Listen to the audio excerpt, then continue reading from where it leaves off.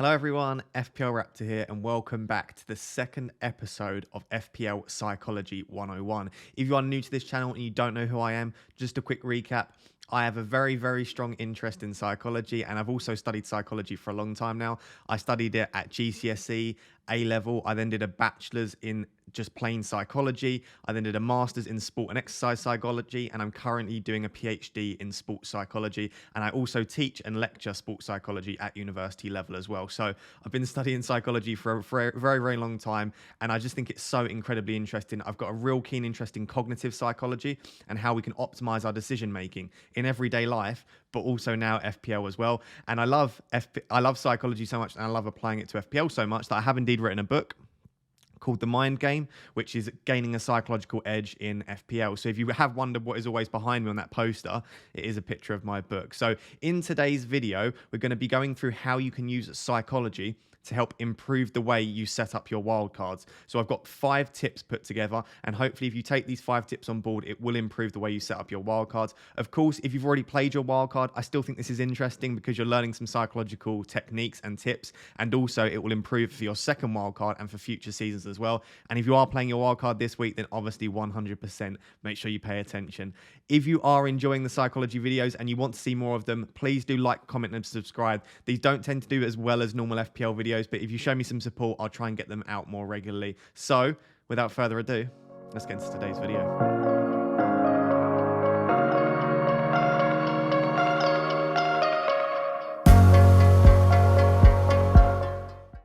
Before we start discussing psychology, I just wanted to give a massive shout out to the sponsor of the videos on this channel for the foreseeable future, OneFootball. OneFootball is the best free football app on the market. They also have a website as well, so you can head over to that on desktop if you want to. You can do all of those things by clicking the link in the description. Who are OneFootball and what do? They basically cover everything you could possibly want and more in football. Transfer news, injury news, press conference updates, statistics, live notifications to your phone, which are really quick and let you know who got the goal and who got the assist as well.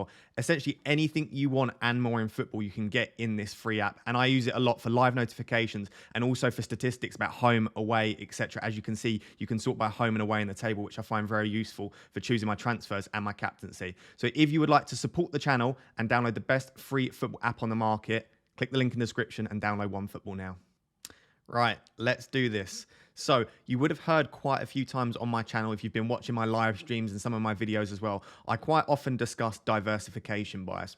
And it's normally in defense to people that look at my team and they say, wait, you've got a triple up in there or you've got a double up in there. And my response is, be aware of diversification bias, right? So diversification bias is essentially the natural tendency we have to try and diversify our options and seek variety when we're choosing our decisions. So the colloquial term for this is basically wanting to avoid putting all of your eggs into one basket.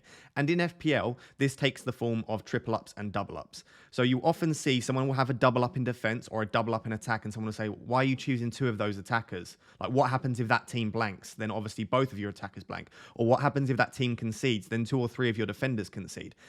And I do fully appreciate that, right? It is slightly high risk, high reward, because equally, if all of those defenders keep a clean sheet, you get loads of points. And if both of those attackers, if the team that they're playing for scores 3 or 4 goals, it's likely that both of those attackers could haul. So it is high risk, high reward, and I fully appreciate that it's not for everyone. What I would say, and this time, as you can see down below, we're going to use the example of a triple up on City defense, right? So imagine in your wildcard, you go for Diaz, Ederson, and Cancelo. Say you're playing a 3-defender formation, so you would have to go for Ederson, Diaz, Cancelo, and then maybe Rudiger. In this scenario, you are relying on 2 clean sheets, right? You need Manchester City to keep a clean sheet, and you need Chelsea to keep a clean sheet. Yes, if Manchester City lose that clean sheet, you are losing 3 of your 4 clean sheets. But in this scenario, you're only relying on 2 clean sheets. If you like to diversify your options and you don't want to go for any triple ups or double ups, say you go for something like Ramsdale, Semedo, Diaz, and Rudiger, right? In that scenario, you need 4 clean sheets rather than 2 for your entire defense and keeper to get clean sheets. Statistically speaking, if we step away from psychology for a second, and a lot of the analytics guys out there will know this is the case, if you're betting on 2 clean sheets or 4 clean sheets, the statistically smart thing to do would be to bet on 2 clean sheets. It's much more likely, especially when you're looking at someone like Manchester City and Chelsea, 2 teams likely to keep clean sheets.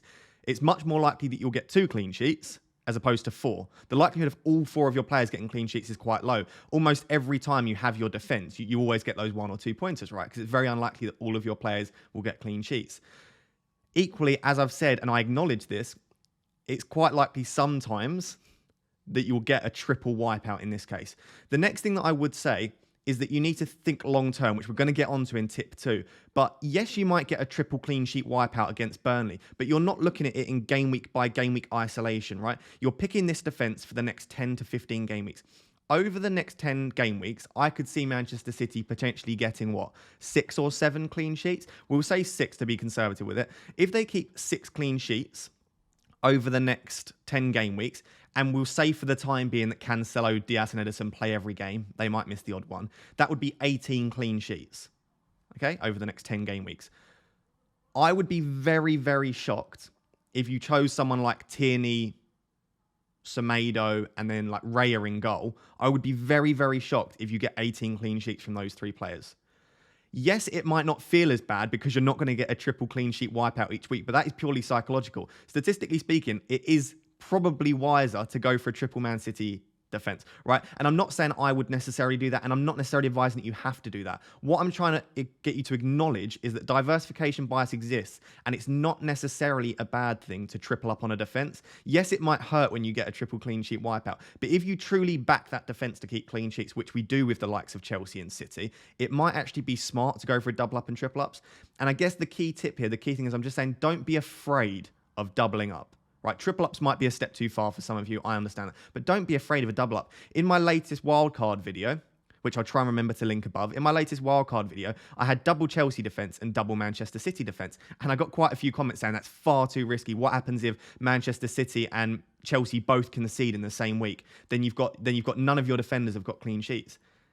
What happens if Chelsea and Manchester City do keep clean sheets? Then I've got 4 clean sheets, right? So it goes both ways. So all I want you to do is just acknowledge that it's not necessarily a bad thing. And the same goes for the attack as well. I had Benrahma and Antonio from game week 1. A lot of people said, yeah, but what happens if West Ham blank? Then both of your attackers blank. But they didn't. They scored a lot of goals, and Benrahma and Antonio scored lots of goals as well, and they got me a lot of points. So I know it doesn't always work out, and again, it is high risk, high reward, because again, if you do get your clean sheet, you'll get looking at a minimum of 18 points from your 3 Manchester City players. Probably because of bonus, you might be getting 20, 22 points plus, which is obviously enough for a huge green arrow in comparison to someone that doesn't have any or only has 1. If you only have Diaz, you're obviously about 12 to 15 points above them already by having the other 2. So I won't talk about this any longer. Again, I know it's not for everyone, but I just want you to acknowledge that perhaps sometimes double ups and triple ups do work. And if you're potentially scared of diversifying, it might be due to diversification bias. The final thing I will say, because I just want to say this as a caveat, is in investment and anything financial, diversification bias is probably a positive thing, right? When you're investing, you probably don't want to put all of your money into one form of investment, because if you lose that, that could be your whole livelihood gone. So please don't use this in investment and finance. In investment and finance, it is probably best to spread the risk, put your eggs in different baskets. But in FPL, where it's a game of taking chance and it's points based and it's a free game, I quite like the idea of double ups and triple ups. So as I alluded to with tip 1, tip 2 is about long-term planning and our natural tendency to struggle with delaying gratification and wanting that immediate reward, right? And I'll say our and we, because I'm talking about all of us, right? And I am also one of these people. I'm not trying to be up on a high horse. I also struggle with all of these things, right? We are human. The whole point of cognitive psychology and cognitive biases in general is that we are not perfect as human beings, and we will repeatedly make mistakes over and over again, but it's part of it. So we struggle with seeing the value of rewards in the future. And as human beings in everyday life, we want to take the immediate reward in front of us. Now, evolutionary speaking, and often a lot of the time with finance, etc., it sometimes does make sense to take the immediate reward, right? Because you sometimes don't know that there will be a better opportunity in the future. For example, taking a job. You might get offered a job, right, which is decently paid, and then you say, no, I don't want that job. I'm holding out for something better down the road. That down the road may never happen. You may not get a better job offer in the future. So sometimes it makes sense to just take the immediate reward. In this case, take the slightly poorer job than you want, because it's definitely a reward you're definitely going to get, and not wait for something in the future. And that is sometimes the case with FPL. We're not always certain that there will be a better reward in the future. So delayed gratification as a term is the ability to resist an impulse to take the immediate reward. So say, I don't want that immediate reward. Instead, I'm going to wait for a potentially superior reward in the future. So I'm not sure how many of you have heard of the marshmallow experiment. Let me know down below if you have heard of it. But it was done on children because younger children, have an inability to delay gratification. Obviously, at a certain age, they start to develop this ability. So what they did is they brought children into an experiment and they put them down and they put one marshmallow in front of them, right?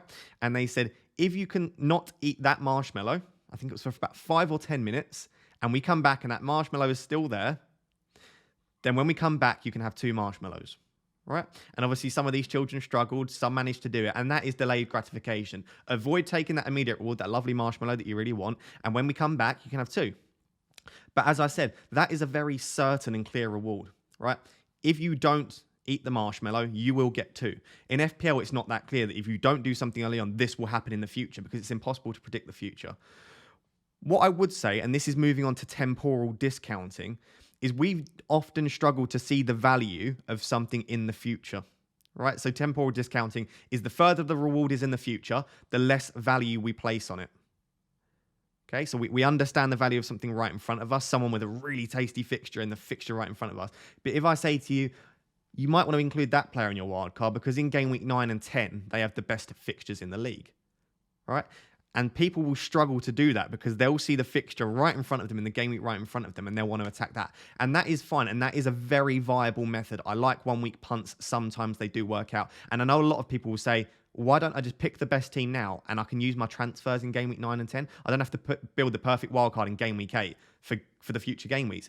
And again, I understand that, but you can't book in 5 or 6 transfers for in a few weeks' time because you could have injuries, you could have COVID, you could have postponements. We don't know what's going to happen in the future. So trying to build a wildcard draft with the long term in mind is ideal, really. Again, you don't want to pick loads of players with poor fixtures now and good ones in the future, but you want that balance. And I think sometimes we find it difficult on our wildcards to delay that gratification and to put in players which have difficult fixtures in the next 1 or 2 because in the near future, they've got great fixtures. So the example that I wanted to use and the reason that this cropped up for the video and in my thinking is I think potentially a double up of Tony and Mbomo, or potentially a double up of like Tony and Pinnock or Tony and Raya or 2 Brentford players, I genuinely think could be a brilliant tactic on your wildcards this week. The reason I say that is because from around game week 10 onward, they've got a great run of fixtures, like absolutely brilliant, some of the best in the league. So really, game week 8 against Chelsea, and I think it's game week 9, I think they have Leicester. It's 2 fixtures where you'd say they're not the best fixture in the world. So I know a lot of people, including myself, said I might be able to bring in a Brentford player in game week 10. Are we struggling to delay gratification? Are we putting in other players because we don't want to build a wild card where we've got a couple of players against Chelsea? It doesn't look good. I want my wild card to look perfect for game week 8. So that when I show everyone on Twitter and on social media, it looks perfect. And I understand that. I put Mbomo in my latest draft and I had to start him because I didn't really want to start the rest of my bench players. And I was looking at it and I was thinking, Chelsea at home, it's not a great fixture. Should I put someone else in there? And that's probably my short-term thinking and my ability to delay gratification for the future. Right? So again, this does make sense in everyday life. And for people that like financially, like one of the temporal discounting tasks in past psychology, and I'll do it for you guys here. So I'm going to give you 2 options.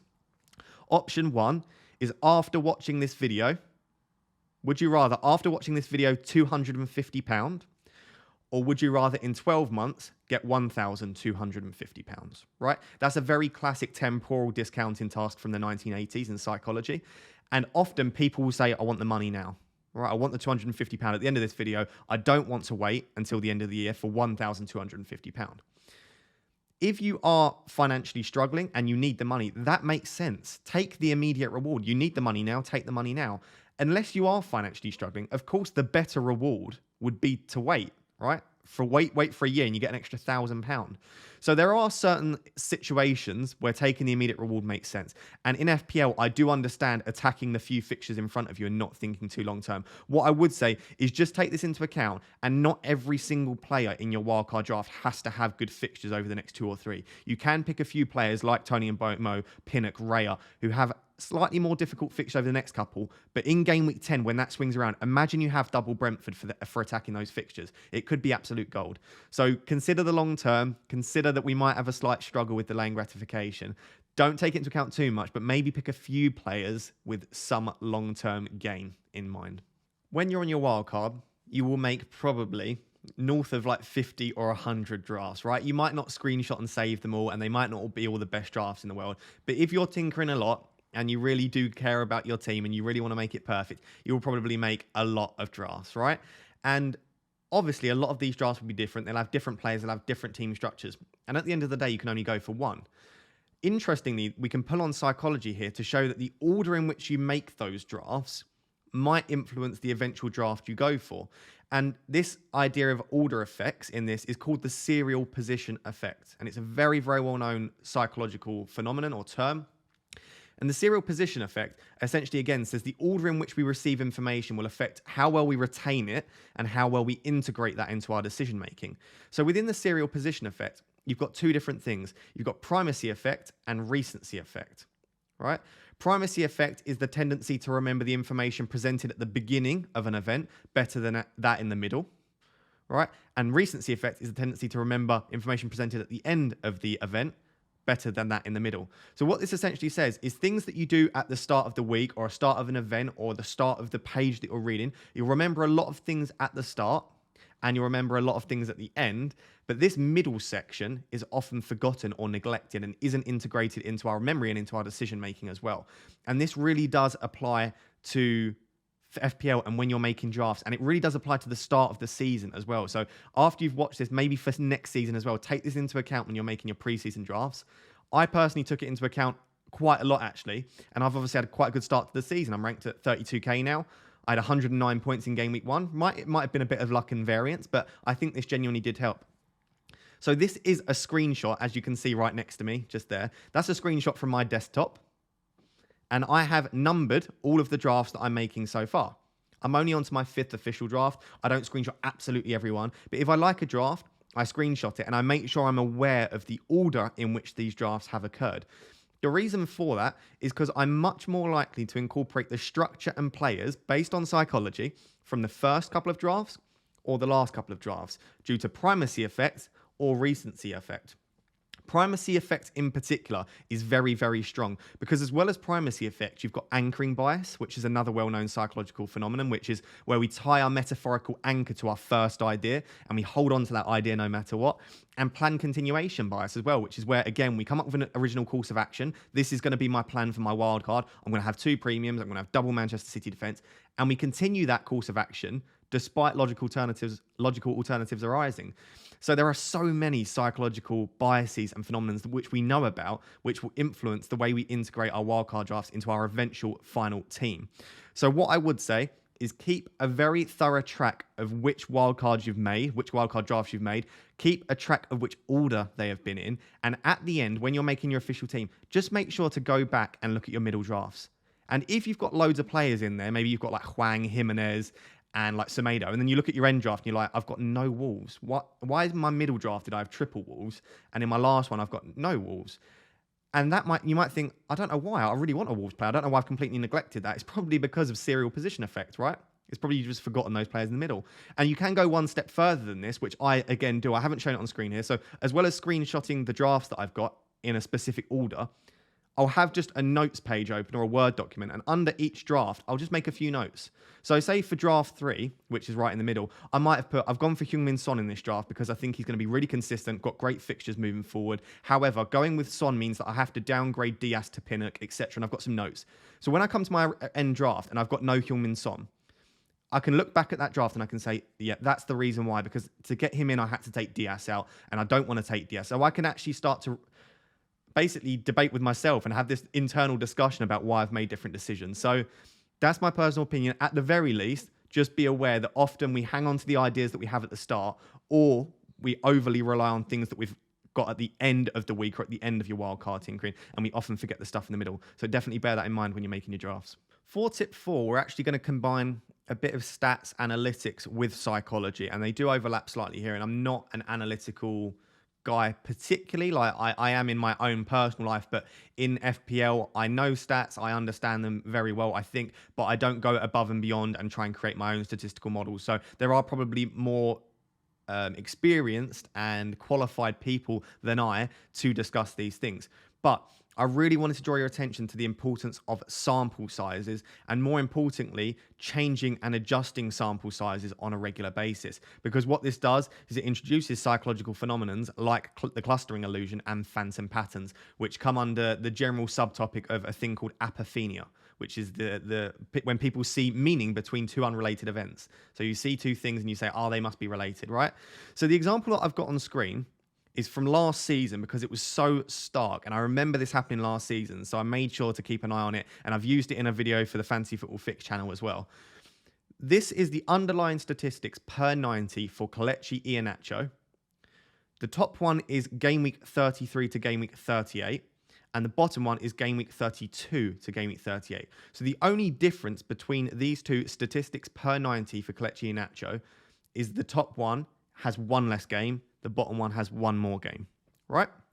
So essentially the bottom one includes game week 32. That's the difference. I'm just going to go through the stats now, and you're going to see what an incredible difference including one more game in your sample size can do. Total shots, 3.38. Okay, in the less games. Adding the extra game goes up to 4.11. 1.69 on target versus 1.89 on target. 1.88 in the box, 2.21 in the box. 3.3 at open play shots, 3.95 open play shots. 0.56 big chances, 0.79 big chances. And the XG goes from 0.32 to 0.53. These are statistics per 90. They're not increasing because I've put an extra game on there. They're increasing because in game week 32, Kelechi Iheanacho scored a hat-trick. All right? I think he had 3 or 4 big chances. He had quite a few shots in that game. So just by including one extra game, just by adjusting your sample size by that one extra game can completely skew the data. Because in the top box, game week 33 to game week 38, I'd say, yeah, Iheanacho's a pretty good player. 0.32 XG is pretty nice, taking a lot of shots. One big chance every couple of games, not bad. You look at the bottom ones and you say, that's a premium player. He's performing at like a premium rate just by including that one extra fixture. If you then changed it to 10 game weeks, it might change again completely. So there's a couple of things here. The first thing I would say is try your best to, wherever possible, keep the sample sizes that you're looking at consistent, right? Because if you're adjusting them, what this goes down to is it essentially creates a narrative bias. So as human beings, we have the tendency to try and explain the world through stories. Things like, remember, Harry Kane always scores against Leicester, and X player never does this. I remember Salah never blanks at home for more than 2 fixtures in a row. So if Salah's blanked in one fixture at home, he's never going to blank in the second. Like, these are narratives, right? These are human beings. Of course, Harry Kane can blank against Leicester, and of course, Salah isn't going to score in every home game, right? It's impossible. It's a narrative that we're trying to create to make us feel better about our choices and to try and explain FPL better. And that's what adjusting the sample sizes do. We create narratives we want. If we want to bring in a player, we'll just keep adjusting that sample size until we go, there you go, the stats look great for that player. I'm going to bring them in. So try not to cherry pick based on sample sizes. Try and set. So for my videos, I do 6 game weeks, right? I'm not saying if that's a good thing. It's probably far too small. It might be better to do 10, but I keep that fairly consistent so that I know at least I'm not putting my own bias on the statistics. I'm not influencing the statistics too much. I'm always looking at that. The second thing I would note, which might sound contradictory, is do adjust the sample size to just see if that does influence the stats, right? Because if I'm using 6 every week, but I adjust it to 5 one week, just to have a look, and the statistics go completely terrible, it might be that the player I'm looking at had a fantastic game 6 games ago, but in the last 5 games has performed terribly, right? So do adjust the sample size to see for yourselves, right? But try and keep it consistent to influence your decision making. I know that sounds slightly contradictory. Essentially, you just need to be aware of the influence of sample sizes, and hopefully this makes it quite obvious here. As I said, it is a narrative bias. If you're adjusting sample sizes to try and fit your narrative bias is confirmation bias, is where you're trying to confirm your prior belief. You're trying to confirm the decision that you want to make as well. And clustering illusion, like I said, is seeing patterns in the data and seeing trends which aren't there. And that's what you'll eventually see. If you adjust the sample size, especially if you make it smaller than it should be, you might say, every 2 games, this player does really well. If you're only looking across like a 4 or 6 game week like distribution, of course, if every 2 game weeks a player does well, it probably isn't an actual pattern that every 2 weeks a player does well. It probably just means they're not that consistent and they're only going to perform every few games. So hopefully that's clear. Just be aware of the influence of sample sizes because it might massively affect the data and therefore affect your decision making, especially on your wildcard. So the first 4 tips actually covered a subtopic of psychology that we would call cognitive psychology, right? Talking about cognitive biases and how this influences our decision making, etc., like the serial position effect. Tip number 5 actually comes from the subtopic known as social psychology. And social psychology deals with how we interact in groups, our social relationships, and also is starting to now deal with social media as well. And I'm really, really interested in the role of social media, specifically on our relationships and the way we make decisions. I've actually got a chapter in my book dedicated to this called The Dark Side of Social Media. And the 2 most common terms that we'll use around this are herd mentality and groupthink, which generally speaking, it just says that we are influenced by what the masses are doing. Majority influence will affect our decision making, and we'll perhaps make decisions because the other people are doing it, and we probably wouldn't have come to those decisions if we had made them alone, right? And please do excuse the slightly blurry image, but it's the only one I could find, and I just love not only the quote but the cartoon as well. So you've got loads of, I think they're probably sheep, animals running off a cliff, right? And one of the ones at the back, after all of them are running off the cliff, says, "I don't know where we're going, but from the look of this crowd, it's got to be good."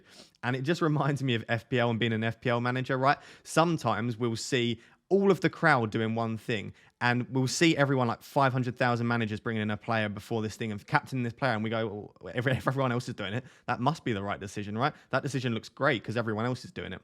And so I think it really nicely sums it up. There's also a brilliant quote as well. Some people say it was by Walter Lippmann, some say Albert Einstein. I think it was Walter Lippmann, but I've put both just in case. But it's such a lovely quote. It's, "When we all think alike, no one thinks very much." Right? And I genuinely try to live by this. And you'll see on this channel, I might make decisions that other people make, but I'm not making them because other people are making them, right? I have made some very, very differential calls. I try and trust my gut feeling, and I try and encourage you guys to think as uniquely and differently as possible, because that's what this game's about. There is no fun winning a game, or I don't think so anyway, when you're either copying someone or making decisions because other people within that game are making that decision.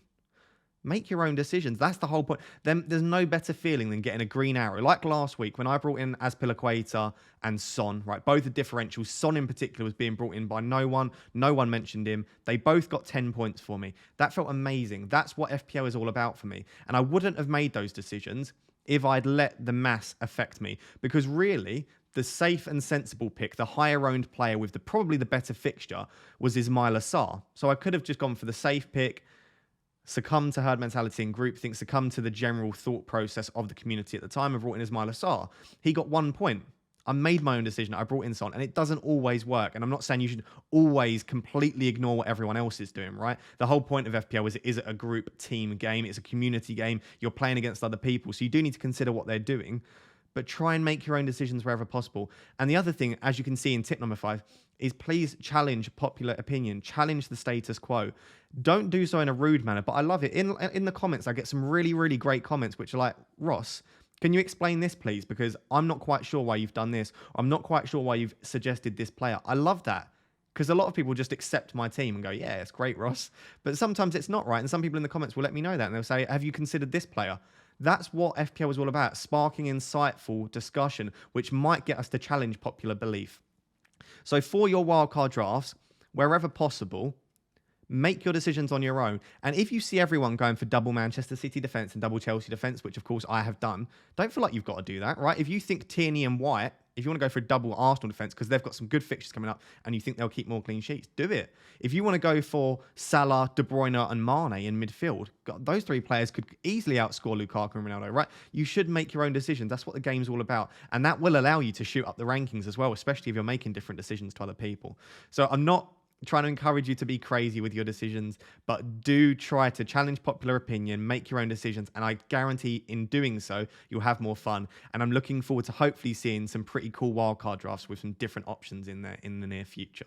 So guys, there you have it. That is episode 2 of Psychology, or FPL Psychology 101. I do hope you really enjoyed it. They are slightly different videos. I know they're not for everyone, and I know not many people will probably watch till the end. If you are watching to the end, let me know down below that you're one of the people that watches to the end. And also, if you're watching till the end, please do let me know, what would you like me to cover for episode 3? Obviously, I have loads of ideas and loads of things I can discuss, but if there's something that you want me to discuss, please let me know down below. And if I've not thought about it before, I'll try and do some research into it and think if I could make a video on it. If you'd like to support the channel for free, please do download OneFootball. I do genuinely think it is the best free football app in the market. And obviously, by clicking on the link, it does help support the channel moving forward. Another way to support the channel, of course, and if you have enjoyed today's video, is by picking up a copy of The Mind Game, Gaining a Psychological Edge in FPL. I've got both the ebook link and the physical copy link down below. We deliver worldwide. Obviously, there is a delivery fee if you're not in the UK. If you are in the UK, it's completely free delivery. So please do pick up a copy and let me know if you're going to pick up a copy again down in the comments below. Until next time, guys, which will be a wildcard ultimate guide, which will hopefully be coming out either Friday or Saturday. Until then, thank you very much. Bye-bye.